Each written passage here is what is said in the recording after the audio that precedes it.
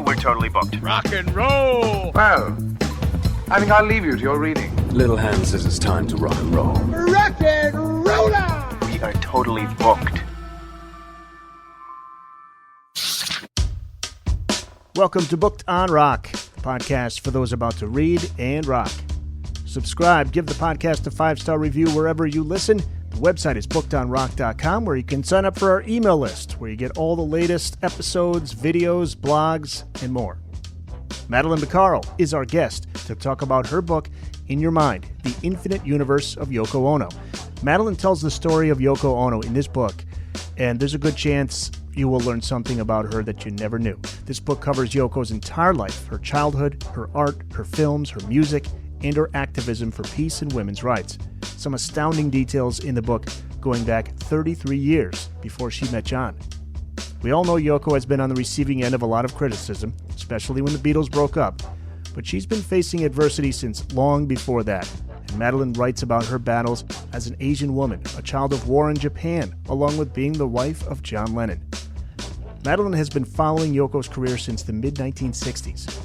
After exchanging letters for a handful of years, she finally got to meet Yoko Ono in person. She'll share that story and much, much more with us today. A playlist of Yoko Ono on the show notes page, but first, here is Madeline Bocaro. Hi, Madeline. Welcome to the podcast. Thank you so much.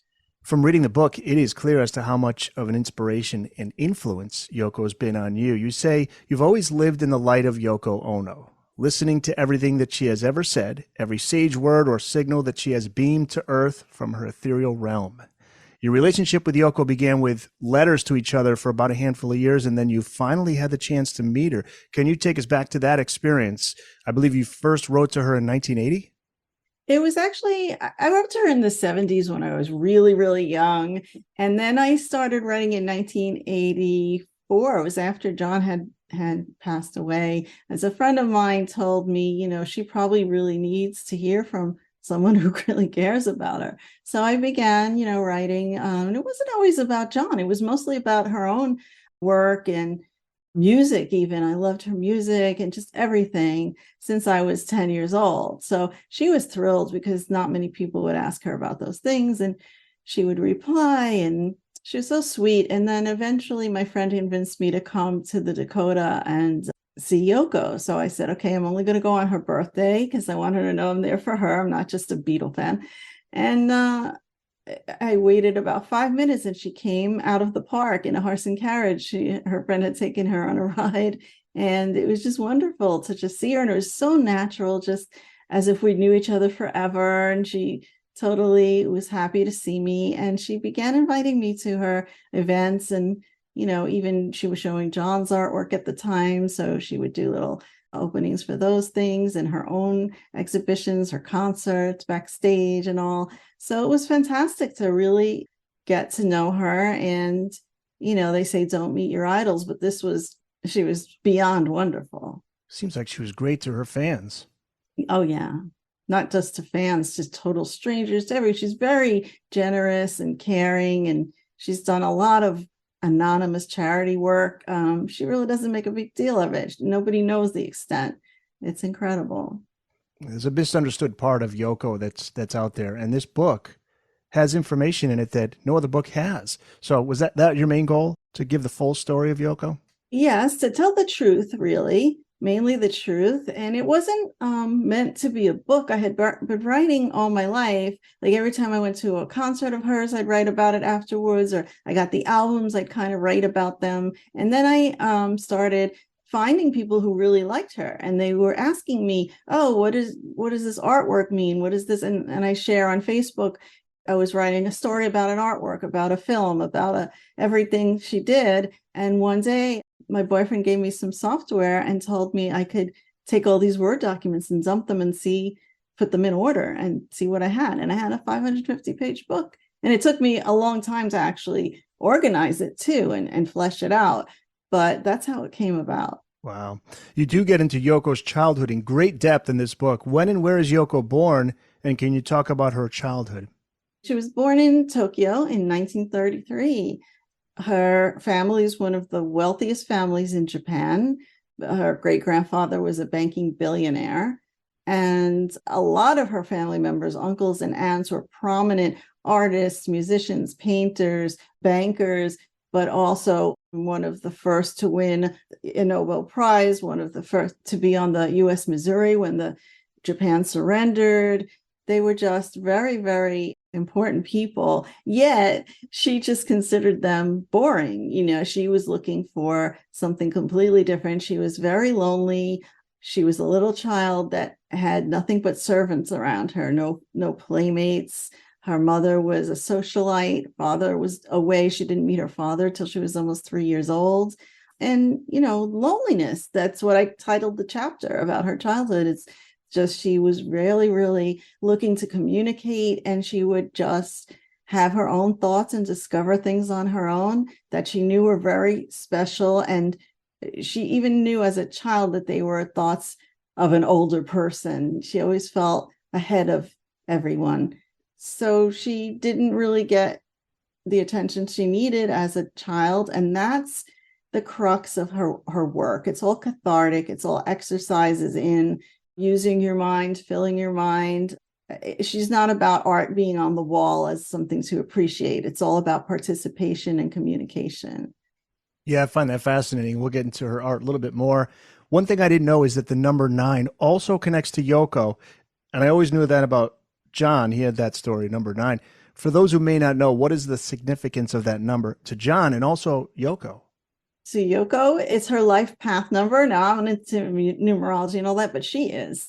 And she says it's her life path number, and it's the characteristics of 9 in numerology are giving, idealistic, adventurous, a high level of mental energy, and able to handle difficulties and challenges, a communicator, sees the bigger picture, sensitive, courageous, driven, and responsible, depth of wisdom, aware, and intuitive. So that makes me believe in it all, because that is her in a nutshell. Oh, yeah. Right? Yeah. And they lead others on a spiritual path, and they have no need for material security, and truth and love are very important, and will experience success later in life. So that's her to a T. And John, he was born on the 9th of October, and so was their son, Sean. They lived at different addresses with number 9. And it's just a very strange thing that keeps cropping up, that number 9 on Revolution 9 happens to be 9. It's something special for them. Her meeting with John, always a story worth hearing again. By the way, when does Yoko move to the United States? That was in the late 1950s. Her parents moved here. So she came along with them, and she attended Sarah Lawrence College for a little while.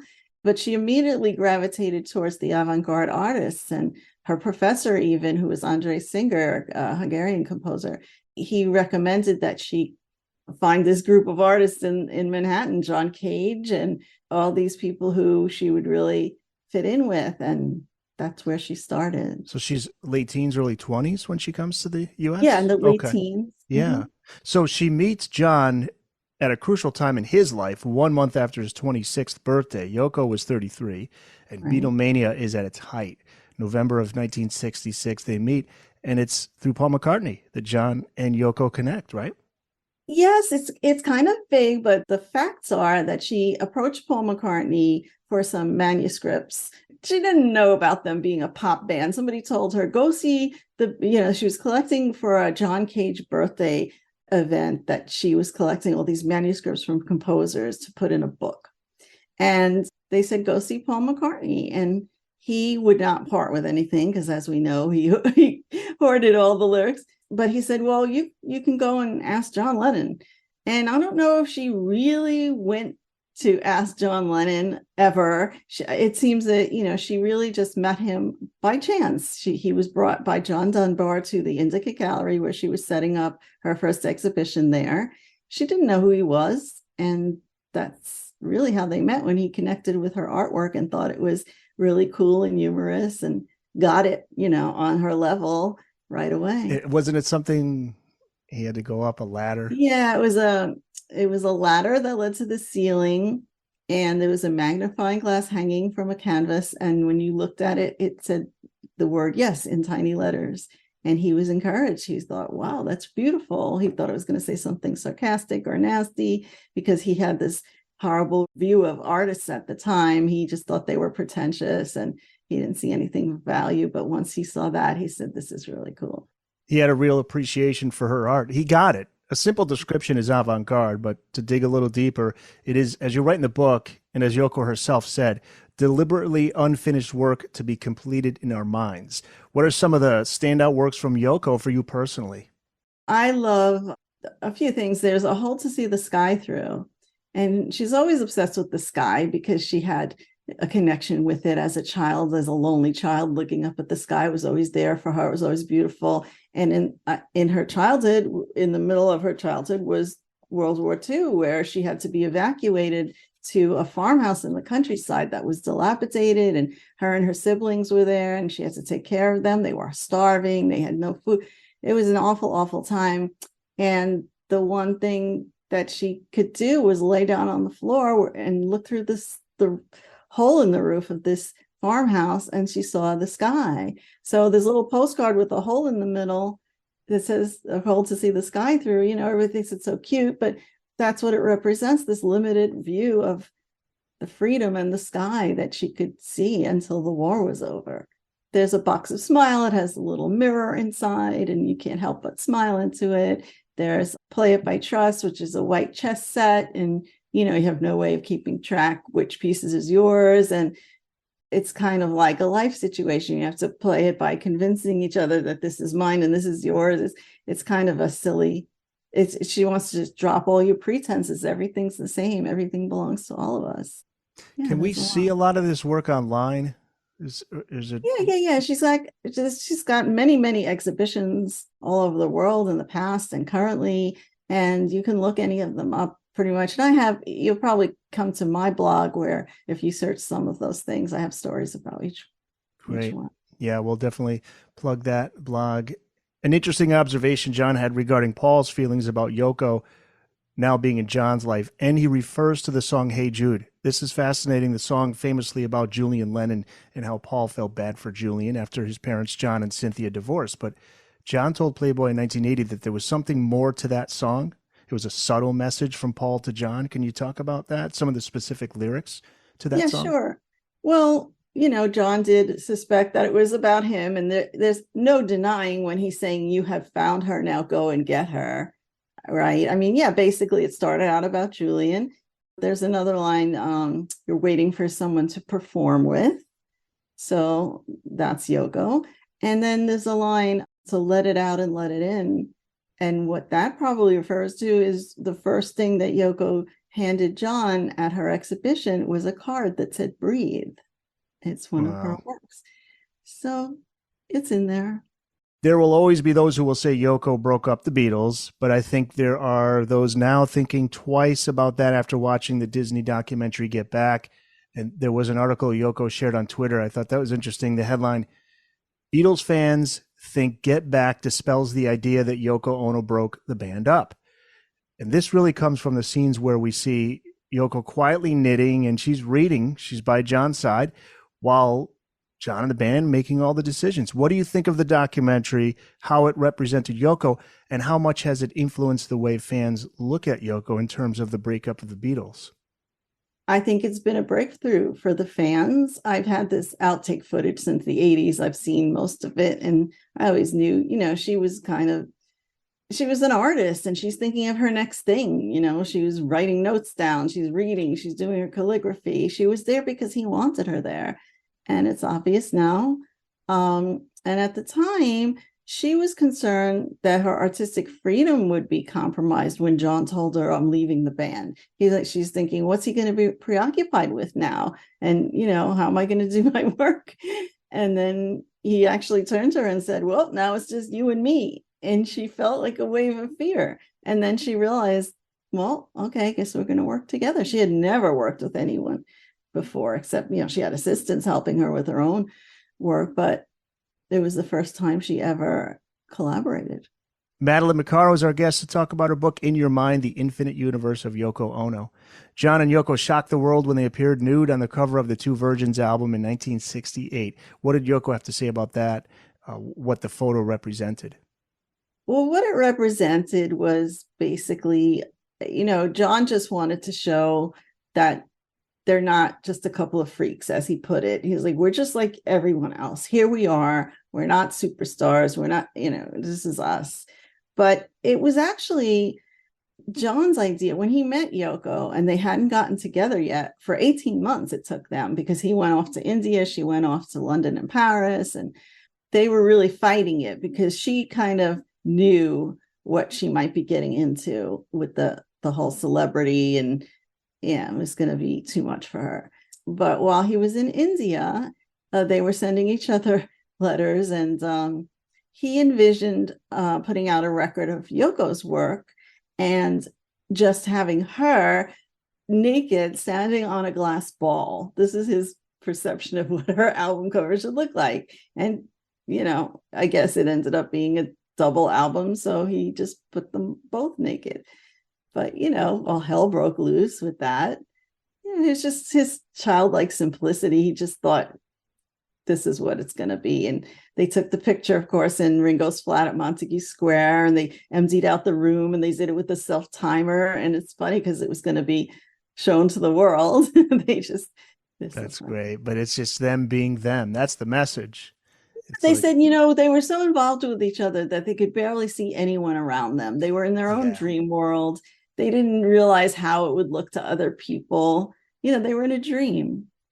Yeah, that's I love that, though. Nothing, it's just the two of them. It's like there could be 1,000 people in the room, and they just were locked in. They just had that connection. John and Yoko, they released 3 experimental albums, 2 versions in 68, Life with the Lions and Wedding album, both in 69. And I want to ask you about the screams on those first 2 albums, because that's one of the things about Yoko that's misunderstood.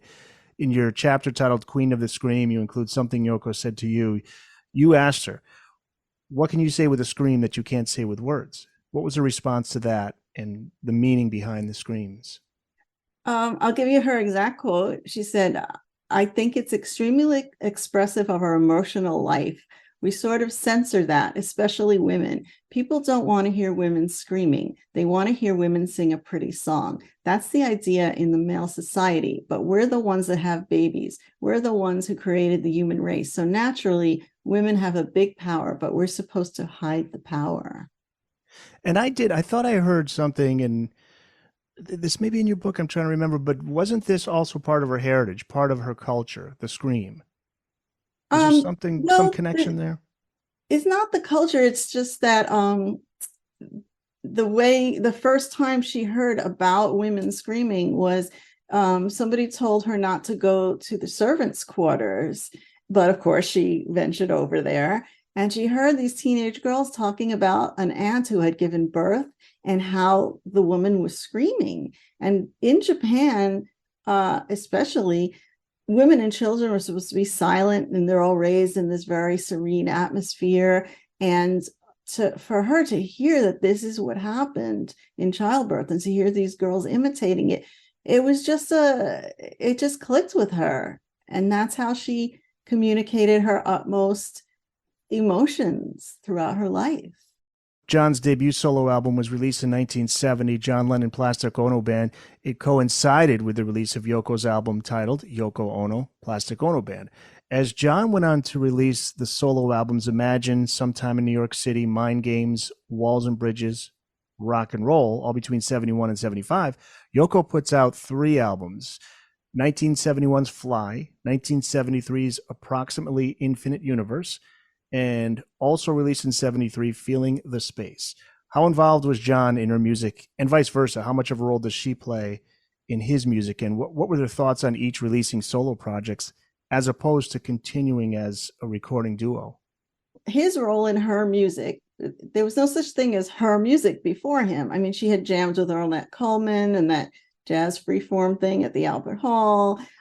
She had done some things with John Cage. It was all just, noise, random noise effects and things. So the first thing was, her solo album. So he's got Klaus Voormann and Ringo jamming, and he's jamming and she's going along. So he really gave her a beat. That was his gift to her. It was like a root, to rein her in and get her going. And then her role in his music was to kind of free him and show him that he could do anything he wanted and be himself and say more important things rather than just make pop songs.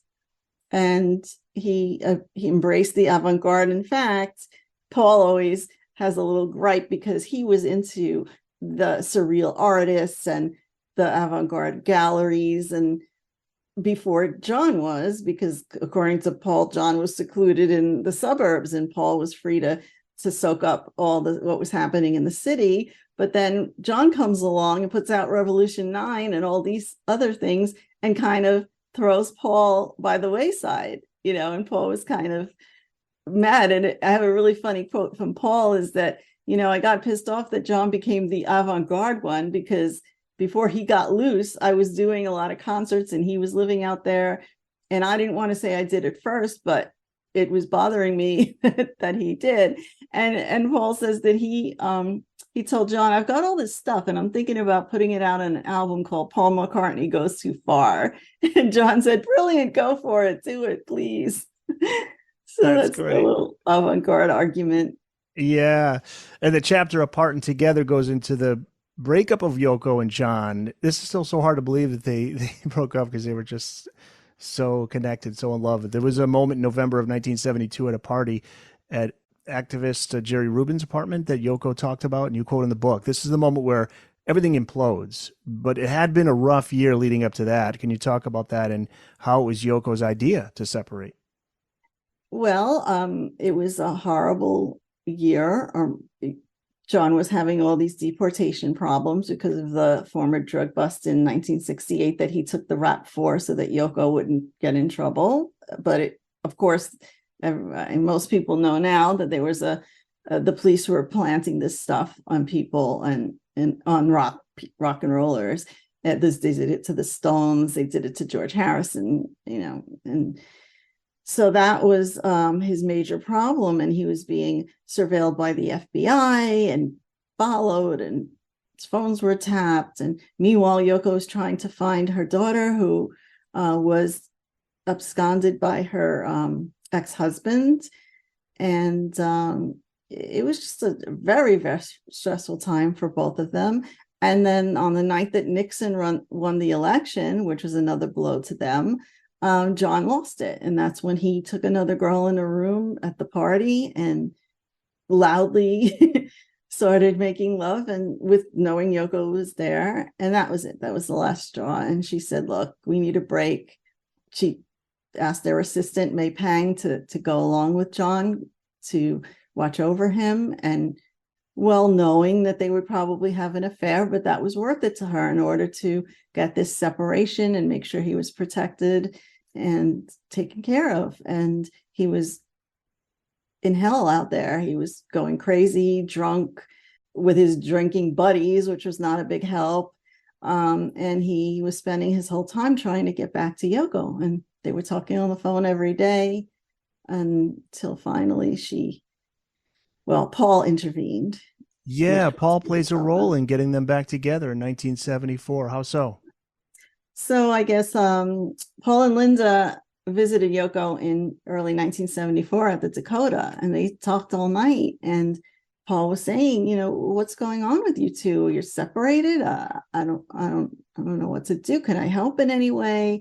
And she said, well, the only way I'll take him back is if he's going to work his way back. He's got to court me, and we've got to start over.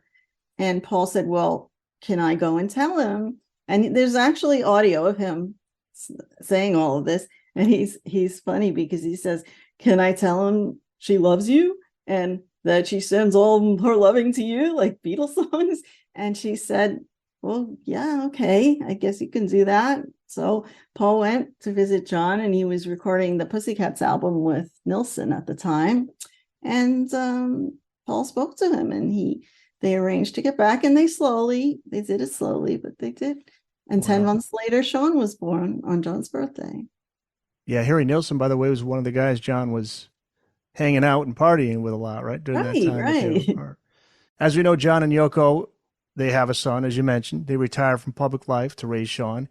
After 5 years of seclusion, we get the brilliant double album, Double Fantasy. in November of 1980. The album title, where does that come from, and how does it perfectly depict what we hear on this double album? Well, it's titled after a flower called Double Fantasy, which John saw in Bermuda at the Botanical Garden when he was there sailing, pursuing his passion of sailing very dangerously. But he felt that it perfectly described his relationship with Yoko and the music that they were making together over the phone. And, they were just getting excited, like, oh, I did this one. And he would answer with another song. And so it's an alternating musical dialogue, just kind of like they did on Sometime in New York City, only this was songs to each other. And they started recording that at the Hit Factory in August 1980, and it was released in November. And basically the album it wasn't for kids. John said, it's for my peers. It's for people who are going through, survived the past 3 decades, and now we're facing the 80s and responsibilities and having children. So it's basically settling into adulthood. And there's songs about their child, and there's songs about conflicts in their relationship. They didn't make it all fun and games. They were honest about, they still had some problems, and they have I'm losing you and I'm moving on, and just very honest, open album that they also called a heart play. And then 3 weeks after the release of Double Fantasy, John is gone. What went through Yoko's mind? I mean, the feelings she had during that period, it's heartbreaking. She told a reporter that she and John had planned a tour, right? They were going to do a world tour. Yeah, they were going to tour in places they'd never been before. And she definitely wanted to go to Japan, and they're going to do Iceland, which is now the home of the Imagine Peace Tower for John. Yeah, they were going to do a whole tour, and they were all gearing up, and then it happened.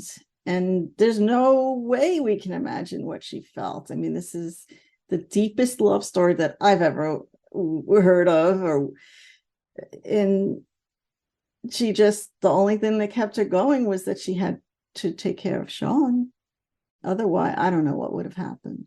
That reveal that they had planned to tour was made to Peter, you got to pronounce it right. Is it Ochigrosso?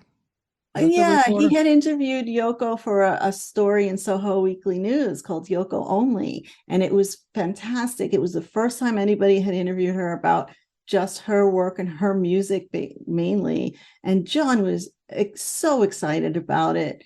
But weeks after he was killed, Yoko invited the writer back to the Dakota, and she did point to a bureau in her bedroom, and she said, John used to be so big and now he's so small.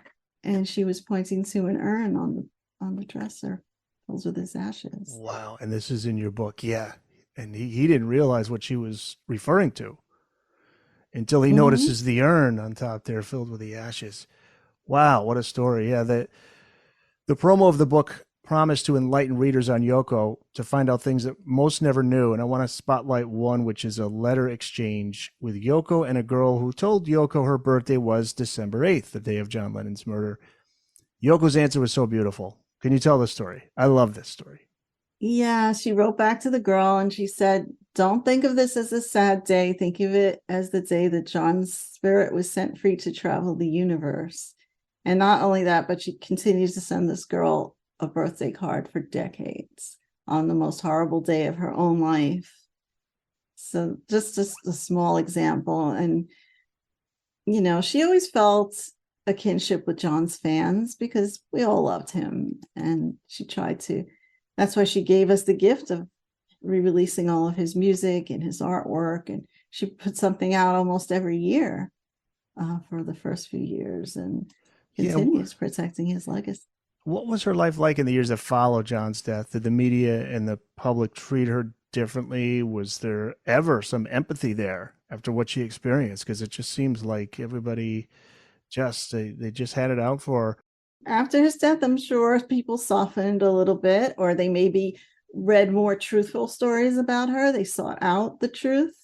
And, she's, as much as she's hated, I think she's really beloved. But those people aren't speaking out and writing books, right? Yeah, and the media loves to go after the... Oh, the media has told writers, they've rejected stories that are actually very wonderful. In fact, some people that I've used their interviews in my book, some were unpublished, and I asked why, and they said, well, when I handed it in, they told me, oh, you've got to dirty this up, you've got to say this, and this lie. And luckily, some of them had the integrity to pull the story, but most of them didn't. She went on to record music. She wrote books, continued with her art. What do you think John would say about what she did with her life and her art and her activism in the years following his death? I'm assuming he's smiling down. Oh, yeah. He definitely has something to do with it all. I know that. And he would definitely be by her side right now, but I'm sure he's unbelievably proud. And it's just so heartbreaking because he's the one that needed to see all this, you know? Yeah. By the way, what are your personal picks, recommendations for those who haven't listened to Yoko's music, like solo albums, any songs that you're really big fan of? You said you love it all, but if somebody's never listened to I love her it all. song, Yeah. I love the screaming and all that rock and crazy stuff. But if, for people who want to appreciate or don't even know that she has music that's very beautiful, there's Approximately into Infinite Universe. I would say that's a double album of beautiful songs with heavy meanings as well. How many solo albums has she put out altogether? Oh my God, I don't count. More than John. Yeah. Way more than John, even when he was alive, because she was putting out doubles while he was doing singles. Fly is double, Approximately Infinite is double. Feeling the Space was going to be double, and the second half of that wasn't released until decades later. It's called A Story. That's beautiful too. And then over the years, she's got so many. Rising, Star Piece, It's All Right, Blueprint for a Sunrise. I'm not saying them in order, but like taking this hell between my head and the sky. They're just wonderful. Bottom line is there's plenty there to listen to. She's got a body of work. And Sean was a band member of hers for many years. Since he was a teenager, he was a musical director and band leader, and she's it's like having John by her side pretty much. He's the biggest fan. In your mind, The Infinite Universe of Yoko Ono, it's out through Conceptual Books, LLC. Is that? Yes. Yeah. And it's available wherever books are sold. So some websites you want to let people know about, like the blog, any social media pages you want to get out there so people can reach you? The book's website where you can read the reviews and see other interviews I have done is inyourmindbook.com. And then my blog, it's just my rock and roll blog, is MadelineX.com, MADELINE, X like in X-ray.com. All right, I'll put the links up in the show notes page too. Madeline, awesome. Thank you so much. This was great. Thank you, Eric.